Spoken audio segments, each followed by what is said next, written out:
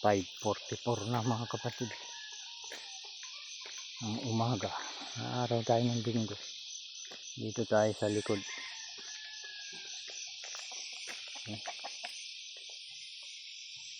Medyo lumang tumo dati ko.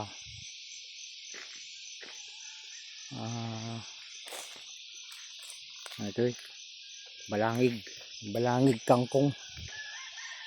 Ayan. Yan na yung init. Lumabas na yung araw. Ay nako. Dito tayo sa mga ano dyan, sa mga kapatid natin dyan na ano, meron kasi akong picture na picture message na kami sang kasi ito itong balbas ko ay aking kwan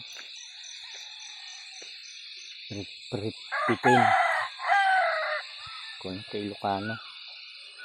May nag-comment na nakauyos na pili. Kuna na din nag-comment nagsigamit dito nga pastoryo. Nakaripit pa yung barbas na. Nakauyos na kami. Ajay nga rin kabsat nga nag-comment.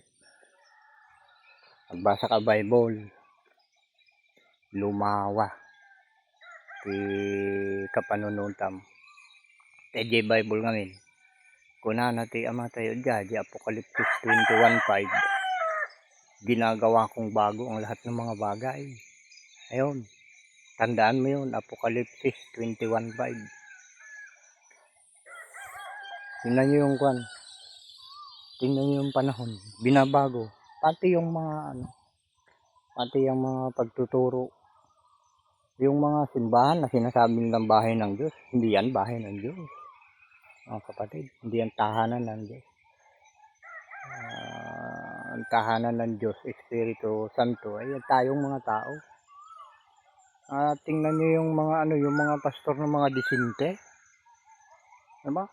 Pagalang-galang yung itsura, mga sikat. Tingnan nyo mga karamihan nasa kulungan, di ba? Si Kibuloy, saka yung may isa pa, taga Mindanao din, na mga pang-rape yung mga kaso. Nako, yun ang gusto nyo, mga mapurma na mga puro gumagawa ng hindi tama. O subukin nyo ito mga kapatid, tingnan nyo muna ito, itong kaharap ninyo bago nyo husgahan. Yan ang hirap sa tao, hindi pa kilala yung tao, makita lang nila abay nakagawa na ng mga pang judgment, mga paghatol. Yung mata lang ang nakakita doon sa tao, hindi naramdaman kung ano yung ginagawa, hindi nila nakita yung kabuuan ng kanyang buhay sa araw-araw. Ano lang sinasabi, diba? Hindi ko kayo masisisi dahil hindi pa nakarating sa inyo yung malawak na pangunawa. Kaya nang nabanggit ko sa inyo, subukan nyo magbasa ng Biblia, magiging 100% ang pangunawa ninyo sa lahat ng mga bagay. Hindi kayo magiging judgmental na sinasabi nila dahil iisa lang ang judge sa buong mundo, ang ating Ama sa Langit mga kapatid. Tayong mga tao, wala tayong karapatan na mang-judge. Tayo taga-sunod, hindi tayo taga-hatol mga kapatid. Yun lang. Magandang umaga. Salamat sa inyong panonood.